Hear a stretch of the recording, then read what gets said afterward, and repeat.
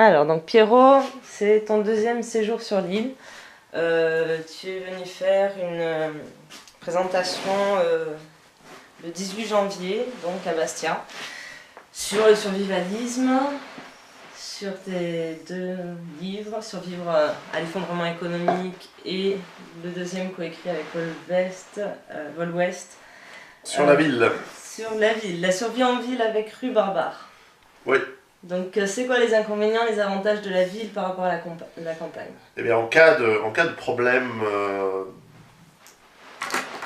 de flux économique ou de crise, ce que Vol West appellerait la rupture de la normalité, la problématique, c'est que les villes sont approvisionnées par les industries, les campagnes, toutes sortes de flux qui amènent aux citadins la nourriture, l'eau, l'électricité, l'énergie, les approvisionnements en médicaments, etc., en pièces détachées, etc. Et que de plus en plus, tout est en flux tendu.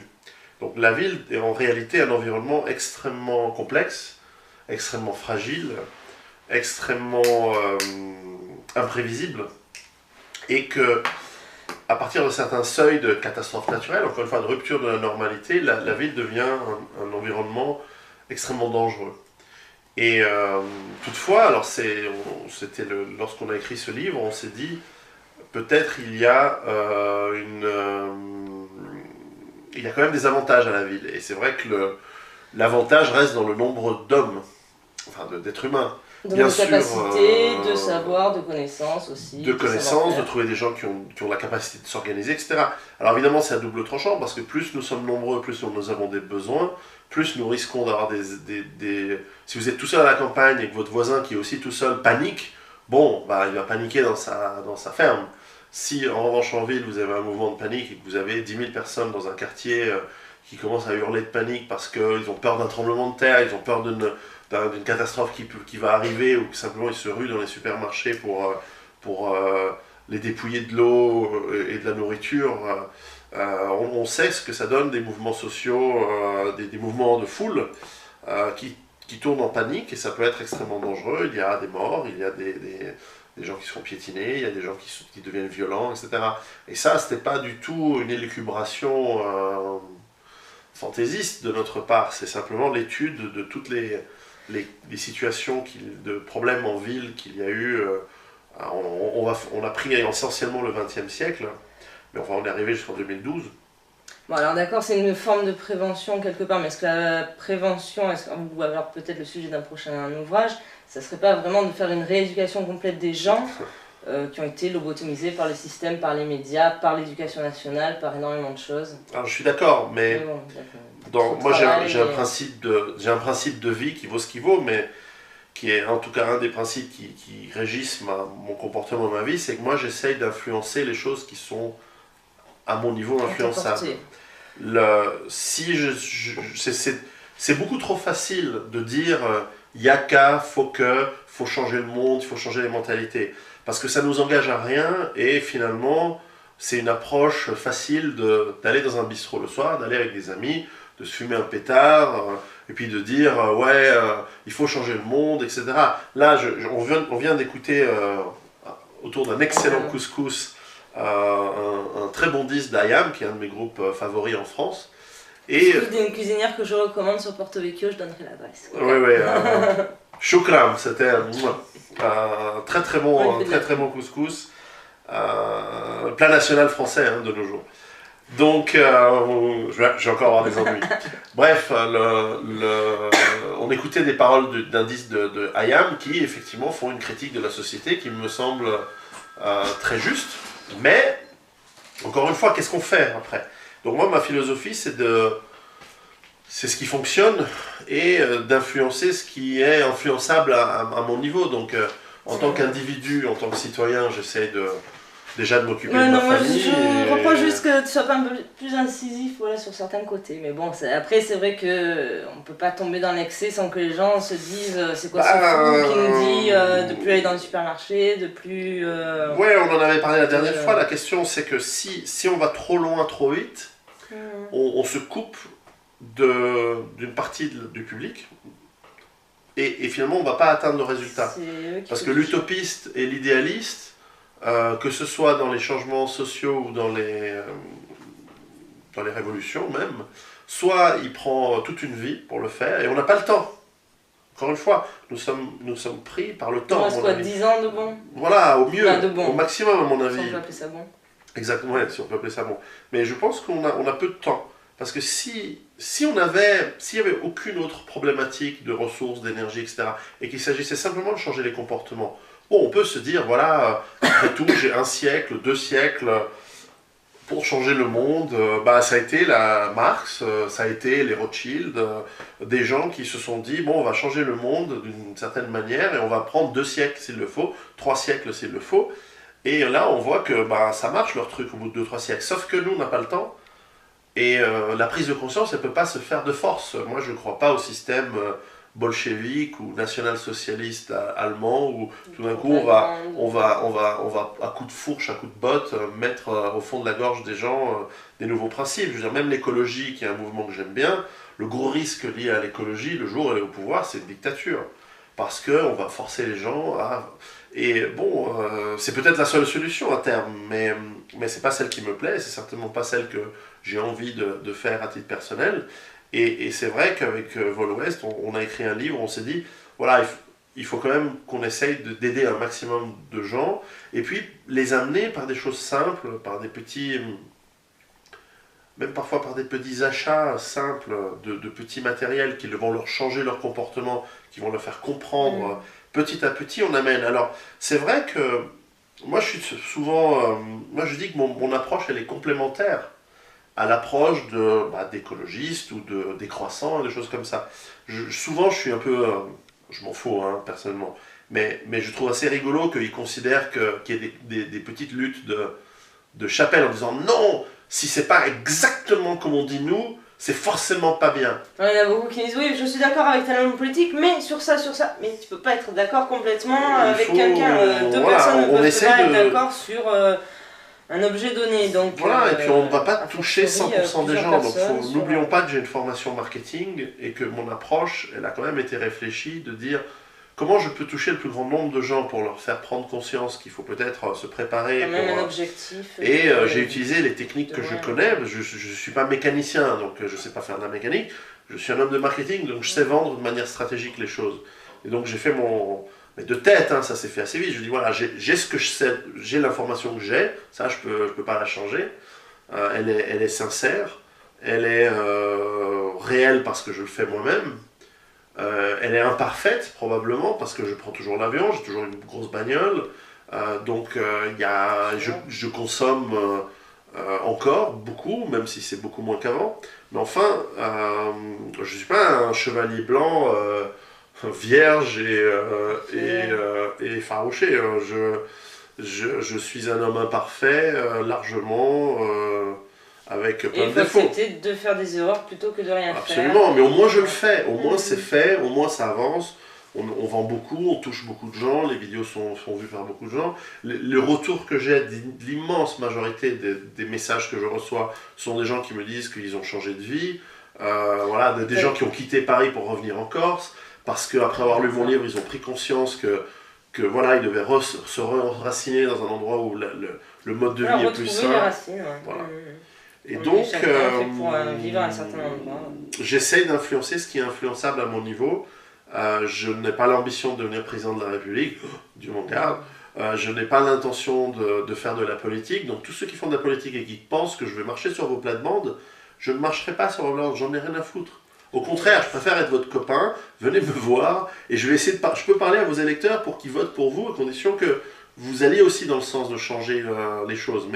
Mais je ne suis pas pour vous piquer les électeurs ou des choses comme ça. Et bien que je ne crois pas à la politique aujourd'hui, parce que nous n'avons pas assez de temps.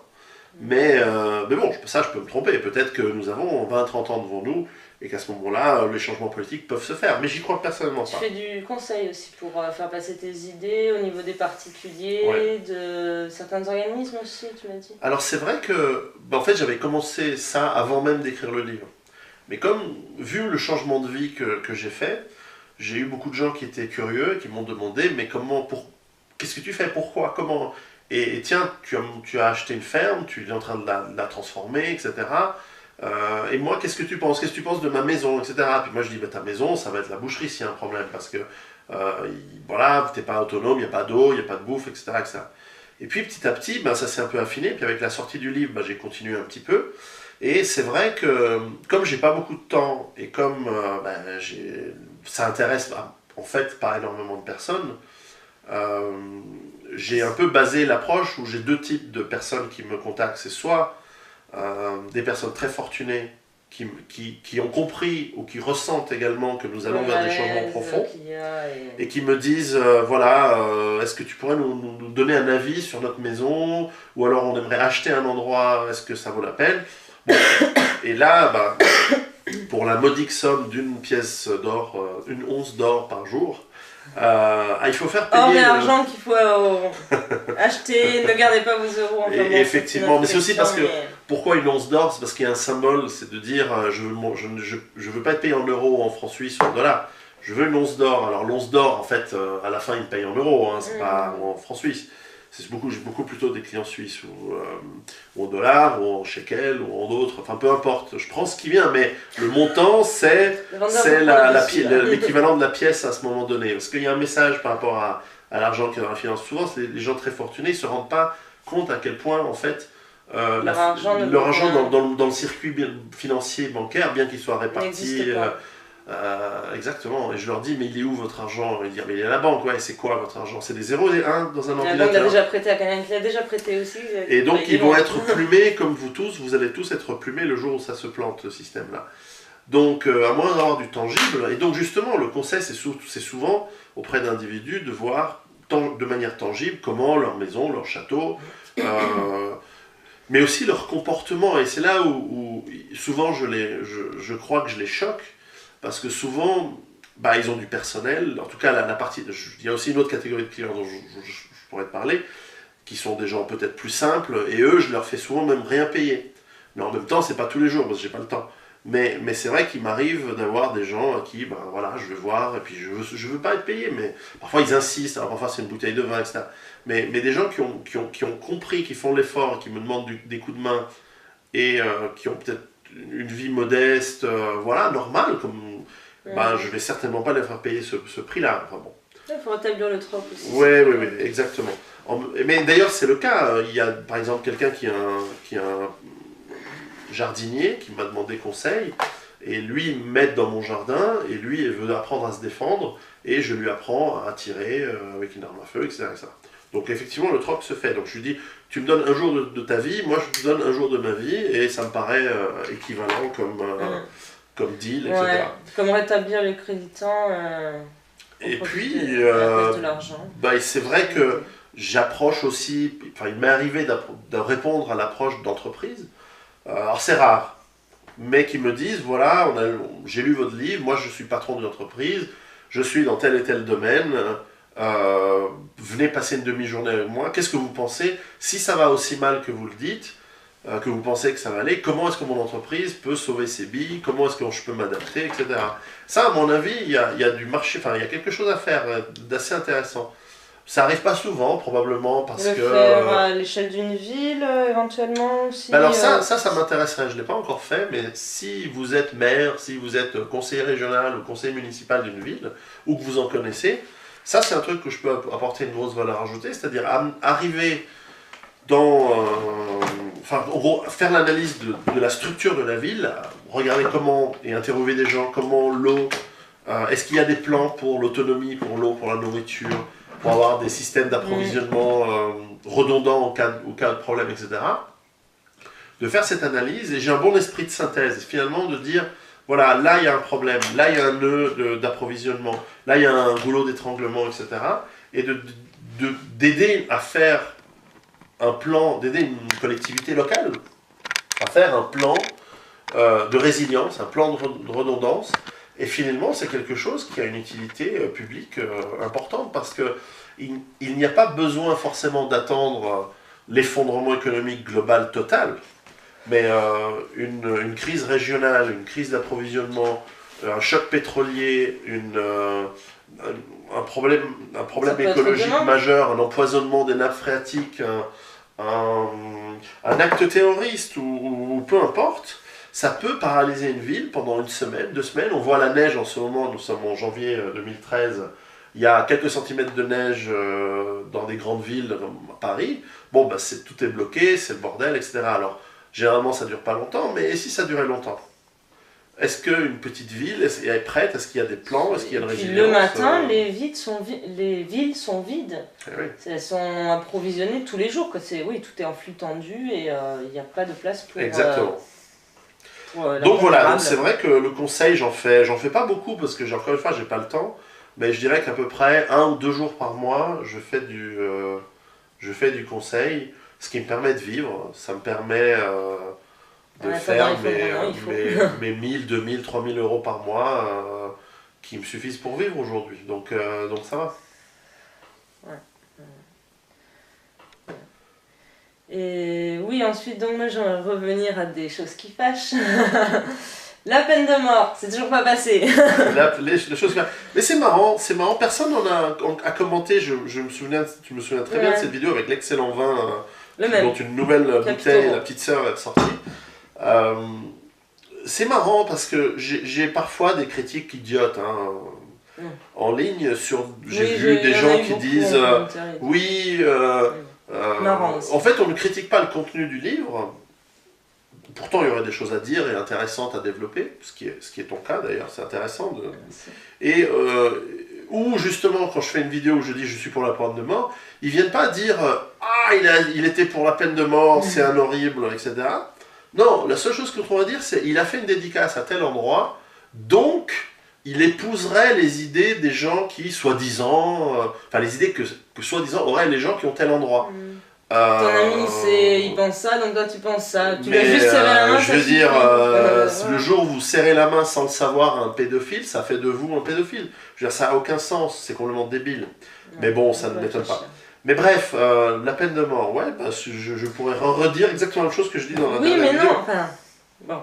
On n'est pas d'accord. On n'est pas d'accord. Aucun homme ne mérite, quoi qu'il ait fait, la mort, et surtout aucune société ne peut se légitimer si elle prétend, donner la mort. C'est comme... Après, mais ça revient à l'avortement. Oui, je suis anti-avortement, pourtant, je conçois que ce soit possible. Mais je n'aime pas l'avortement non plus. En Corse, on a un des taux les plus... je crois le taux d'avortement le plus élevé, j'aimerais pas dire de bêtises, en tout cas, c'est parmi les plus hauts taux d'avortement. Est-ce que c'est normal? Est-ce que c'est normal que d'un côté le suicide soit interdit, l'euthanasie soit interdit quand finalement ça concerne sa propre personne, et l'avortement qui concerne notre vie enfin bon, après il y a des choses très bizarres. Et heureusement la peine de mort n'est plus en vigueur dans ce pays. Voilà, tant mieux pour vous, mais je suis en Suisse non plus, il n'y a pas de peine de mort. Mais j'aurais dû ajouter la dernière fois que bien que je sois pour, culturellement, dans mon pays, je sais que je suis en minorité et qu'à la fin, c'est aussi pour ça que je ne fais pas de la politique. D'ailleurs, ne m'élisez jamais président dictateur à vie parce que ça va chier. Mais pour ça, les critiques là, qui disent ouais, machin, ils n'ont pas tort. Hein. Le jour où vous me mettez avec un pouvoir absolu, putain, ça va chier grave. Donc, je l'aurai jamais. Donc, j'aurai jamais de pouvoir absolu et ça me va très bien. Moi, mon petit potager, ça me suffit. Déjà, c'est beaucoup de boulot. Je me bats avec mon chauffe-eau pompe à chaleur en ce moment. C'est la lutte. C'est pas la lutte finale, mais c'est déjà suffisant pour ma petite personne. Bref, non, mais voilà, écoute, on peut tout à fait ne pas être d'accord sur plein de sujets. Non, par contre, un point sur lequel tu m'as fait changer d'avis, c'est les armes à feu, parce que bien que ça me dégoûte profondément, les armes à feu. Ouais, non, mais je me dis, oui, finalement... faire face à quelqu'un qui est armé? Bon, j'ai toujours un couteau sur moi. Ça est connu, si je voulais m'emmerder, j'ai toujours un couteau sur moi. Est-ce que tu as compris que avoir la capacité mentale, éventuellement physique, et pourquoi pas grâce à des outils que sont les armes ou les armes à feu, de se défendre, ça ne fait pas de toi un fou furieux, ça ne fait pas de toi un malade mental, c'est juste une capacité supérieure. On est en train de débattre tout à l'heure, il y a un article qu'on a posté, que tu as posté sur ton site, que j'ai posté sur mon Facebook, sur la criminalité dans ton pays, en France. On parle de 13 000 vols 2000 agressions et 200 viols par jour. Alors ce serait intéressant de vérifier si les chiffres sont exacts, parce que 200 viols par jour, ça fait plus de 60 000 par an. C'est ça. C'est juste... recensé. Ouais, recensé. Donc, alors qu'est-ce qu'on entend par viol? Est-ce que c'est la nana là, chez elle qui dit à son mari j'ai mal à la tête, le mec la nique quand même, c'est un viol? Je sais pas. Mais enfin, si c'est dans la rue, la nana, parce qu'en général c'est moche, elle se fait taper, elle finit à moitié fracassée. Ce qui est édifiant, c'est que voilà, personne n'a rien eu, personne n'a rien entendu. 200 par jour, c'est quand même énorme. Mais là aussi, c'est inacceptable. Mais c'est d'abord inacceptable pour la personne, évidemment, à qui ça arrive. Et là aussi, on nous casse les couilles. Alors là, je vais peut-être me faire des ennemis, encore une fois, mais on nous casse les couilles avec l'éducation sexuelle en primaire. Je veux dire, les enfants primaires, je veux dire, ils sont à la limite de croire au Père Noël, théorie du genre, toutes ces conneries. Mais putain, apprenez aux gamines, aux enfants en général, mais particulièrement aux jeunes filles, de se défendre. Je veux dire, le mec il vient, tu lui arraches l'oreille à coups de dents, tu lui exploses les burnes à coups de canif, enfin je sais pas, mais massacre le mec qui veut te faire du mal. Mais malheureusement, nous sommes dans un monde où on nous dit, malgré le féminisme, oui, alors le féminisme, c'est avoir le droit de travailler autant qu'un homme et de se faire chier au turbin et de passer 4 heures par jour dans les embouteillages. Ouais, vive le féminisme. Mais à côté, ah non, la non-violence, machin, c'est vachement bien. Putain, un mec, il essaie je sais pas, moi, un des premiers trucs que j'apprends à mes filles, j'ai 2 filles, c'est apprendre à faire des arts martiaux. Alors, elles sont petites, elles commencent par le kung-fu, mais plus tard, ça va être, je sais pas, j'espère qu'elles trouveront, moi je fais du systéma, j'espère qu'elles trouveront le système intéressant, mais ensuite, je leur ferai faire des cours particuliers où on apprend à utiliser tout ce qui traîne. Alors ça peut être du Krav Maga, ça peut être des trucs comme ça, mais c'est juste l'intégrité corporelle d'une personne, elle est absolument pas négociable. Et bon, alors c'est vrai que c'est plutôt un problème de filles que de mecs, parce que bon, les filles ou les mecs qui viendraient me violer, à ce niveau-là, faut déjà vouloir, puis ensuite faut pouvoir. Mais c'est vrai que voilà, comme on disait l'autre jour en parlant de la Bosnie, qui est proche, mais en ce moment on pourrait parler aussi de tout ce qui s'est passé depuis 15 ans dans l'est du Congo, où le viol n'est pas un problème sexuel. C'est un problème de pouvoir, c'est un problème de soumission, c'est un problème de rabaissement, d'humiliation. Et c'est pour ça que c'est une arme de guerre. Souvent dans les guerres les plus atroces, le viol est utilisé comme arme d'humiliation et de soumission. Ouais, et c'est tout à fait intéressant de faire remarquer que dans l'armée allemande de la Deuxième Guerre mondiale, il était strictement interdit pour les forces d'occupation allemandes en Europe de l'Ouest, donc en France, en Belgique, en Hollande, etc., il était totalement interdit de violer les femmes, c'était peine de mort.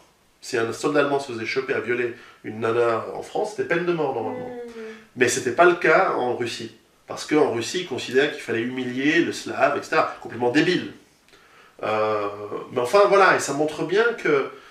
bref, tout ça pour revenir que ce serait aussi intéressant de comprendre qui viole qui, pourquoi, est-ce qu'il n'y a pas des stratégies d'humiliation, et que finalement le désarmement de la gente féminine en France, surtout mentalement, est-ce que ça ne fait pas partie d'une stratégie d'humiliation? Alors moi je ne suis pas dans le complot à tous les niveaux tout le temps, mais voilà, c'est scandaleux. Donc la défense, c'est pas simplement j'ai mon FAMAS à la maison, d'ailleurs ça va être difficile en France d'avoir son FAMAS, et le premier type qui... Non, c'est pas du tout ça.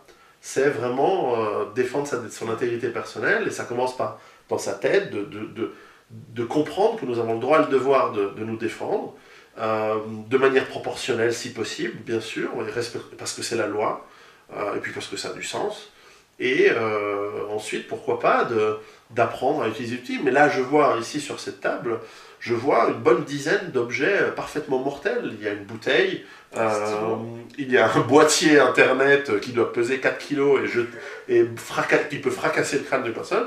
Il y a un cendrier en porcelaine dure, etc.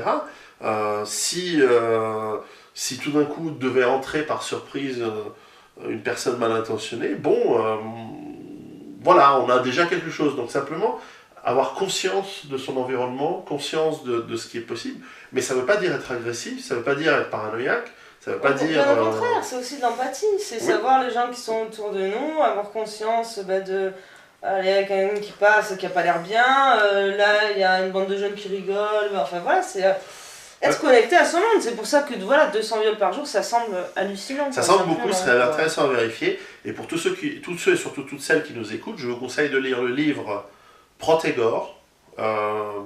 Si vous allez sur Amazon.com, si vous allez sur Survivre à l'effondrement économique, il vous propose souvent ce livre en tandem.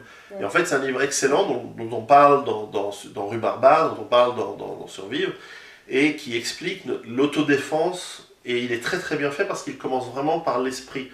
C'est-à-dire que ça ne sert à rien de faire 10 ans de judo ou de karaté si dans votre tête vous n'êtes pas capable de comprendre quand est-ce qu'il y a un danger, comment le fuir, comment l'éviter et comment y répondre, ça ne sert à rien.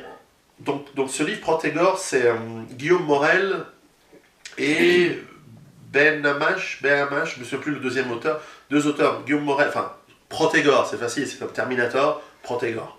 Voilà. Et il est excellent, c'est vraiment le livre, après avoir acheté le mien, il faut acheter celui-là. Non mais acheter celui-là en premier, il est vraiment bien, le Protégor, sérieusement. Moi d'ailleurs j'ai un livre aussi à conseiller qui est excellent, qui est extraordinaire, Histoire de la Corse, Pierre Antonetti. Il y a l'histoire de la Corse, c'est ma Bible et c'est en cours. Et justement, je voulais un petit peu parler de mon pays, donc mon pays de cœur, donc la Corse, mon vrai pays, enfin pour moi, mais bon, bien qu'après, souvent on me demande est-ce que tu es indépendantiste? Je suis tout à fait consciente que c'est pas possible. Dans un monde idéal, je le saurais, je pense, mais bon, c'est sûr que la France ne se résoudra jamais à donner que autonomie ou autorisation en quoi que ce soit à la Corse, bien que ce soit certainement possible à un niveau monétaire, à un niveau fiscal, à un niveau militaire, enfin bon, à tous les niveaux en gros. Malheureusement, c'est vrai que c'est pas pour rien aussi qu'on a énormément de choses à dire et que les nationalistes ont quelque part tout à fait raison de faire sauter les maisons, d'avoir leurs revendications parce que voilà, tout est en train de se perdre, mais on en est les premiers après à en être responsable. On a laissé. Quand vous en avez chié en Corse, parce que oui, j'ai lu raconter un peu les trucs. Ouais. Bah voilà, typiquement, c'est intéressant l'histoire de la Corse parce que vous êtes une île, mais vous êtes à la fois ouvert sur le monde. Dans l'Antiquité, vous avez du commerce, etc.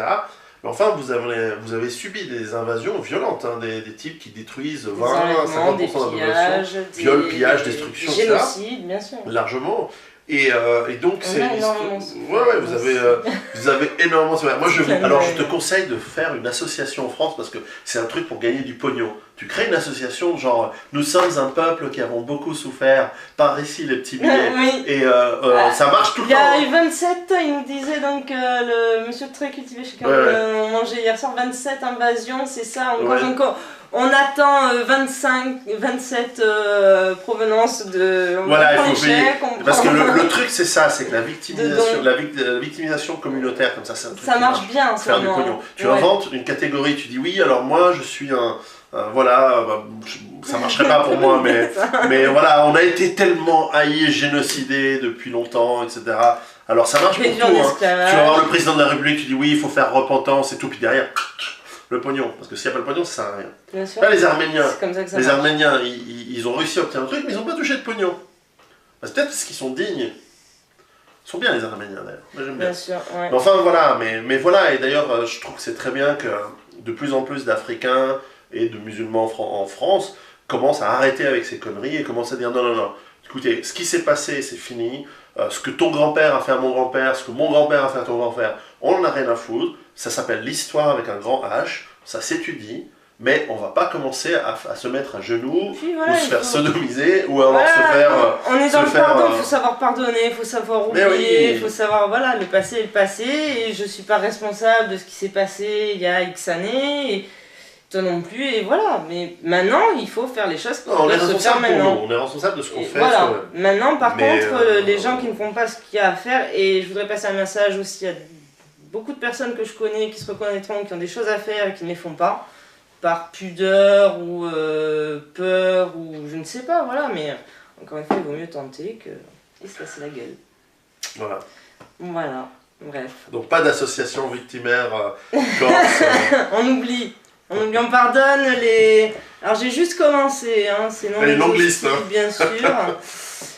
J'en suis à l'Antiquité. On pardonne aux Tauréens, aux Sardanes, aux Phocéens, aux Carthaginois, aux Spartes, aux Mycéniens, aux Étrusques, aux Syracusains, aux Romains et à tous les autres par la suite, les Pisans, les Génois, les Aragonais, les Arabes, les les Barbaresques. Arabes, les 7000 500 ans. esclaves corses à Alger à une époque. La Méditerranée, c'est quoi? C'est pratiquement 1000 ans de piraterie barbaresque.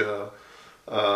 C'est des millions d'esclaves européens amenés en esclavage au Maghreb, en Turquie. Je veux dire, faut arrêter Et on pardonne même à l'État français qui a vendu 90% de nos terres à des ressortissants pieds noirs. Ça, j'ai découvert, c'est marrant ça. Non mais c'est énorme, c'est énorme. Et seulement 10% étaient réservés aux Corses. Donc oui, le mouvement indépendantiste a quand même quelques bases solides à faire valoir. Mao disait « Tout pouvoir politique est issu de la bouche du canon Ah. ». À la fin, c'est toute une question de... Est-ce qui subit pas, comme Sergio Leone dans le film Le Bon, la Brute et le Truand, il y a deux catégories d'hommes. Il y a ceux qui ont un pistolet, enfin ceux qui ont une arme en gros, et ceux qui creusent, et toi tu creuses. Donc la question qu'on doit tous se poser, c'est est-ce qu'on est celui qui creuse ou pas? Et à la fin, l'histoire, c'est que l'étude des migrations des peuples et des guerres qui en suivent, et qu'à la fin, celui qui est colonisé, il est colonisable, celui qui est mis en esclavage, il est mis en esclavageable. À la fin, c'est une question seulement d'hommes et de femmes qui sont capables de défendre leurs droits, leurs privilèges, leurs idées, leurs idéaux, et de défendre leurs terres et leurs ressources. Et dans l'idéal, c'est pour vivre une vie de bonheur. Parce que je crois que c'est le but de la vie, pour moi, c'est le bonheur. En tant qu'espèce, en tant que tradition. Et ça, malgré les difficultés que nous imposent nos voisins, les autres, etc. Et des fois, c'est souhaitable. Moi, tu sais, j'ai un grand amour pour le bassin méditerranéen et que je trouve que les populations méditerranéennes, elles peuvent s'entendre très très bien. Mais voilà, malheureusement, c'est jamais simple, c'est jamais facile. Il y a comme partout et dans tous les pays, dans toutes les civilisations, des connards, des prédateurs, et il faut savoir se défendre pour ça. Donc voilà, je suis content que... Tant pis pour la peine de mort, à la limite on s'en fout, mais pour la capacité à se défendre, je suis content. Après. On verra. Je suis content. Tu viendras en Suisse acheter des munitions, elles sont de très bonne qualité. Bon, chut, comment je vais passer après? T'es corse, tu devrais savoir comment passer les trucs d'un pays à l'autre. Bon, bah, en tout cas, encore une fois, merci. C'était très gentil de nous faire part de toutes tes expériences. À une prochaine. À une prochaine.